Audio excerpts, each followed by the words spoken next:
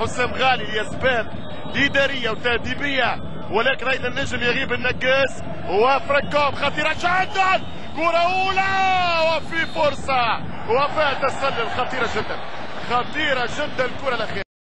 فماش تسلل بطبيعة الحال، هنا المراوغة وهنا بالفعل عملية تمويه كانت مجانية من صالح جمعة، وتفرج في الملاعب هذا فما ضربة جزاء، فماش ضربة جزاء، الحكم خشين برشا.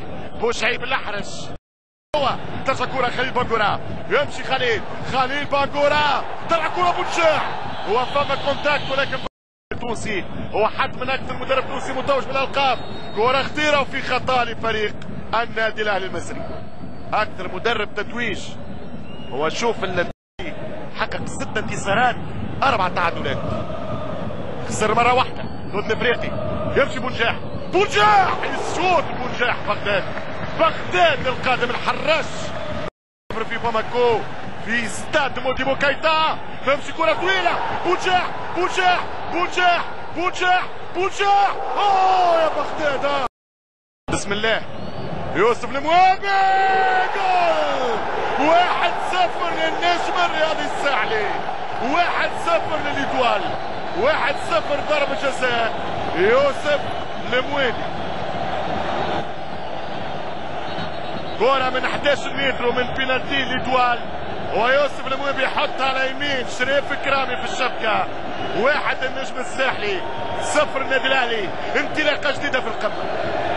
طبعا ممكن الآن الجمهور المصري من حقه يحتج على ضربة جزاء زفرت وتحدث واللعبة مازالت والماتش طويل، ولكن هذه هي أخطاء داخلة.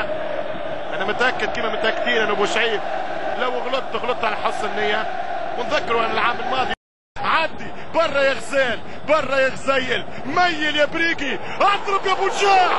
اوه قوية ليتوال برشا، قوية برشا ليتوال، ذكرتنا ب 2007. هيا عرض الراسية والدفاعية وترجع كرة تاج بونجاح وبغداد وشريف كرامي. الاهلي يقبل برشا في اللعب، يمشي خليل حلوة برشا، بغداد بونجاح، بغداد يا بابا على بغداد، حط الثاني ثم يوم الاربعاء 19 نهاية المشوار في الدورة المغربية.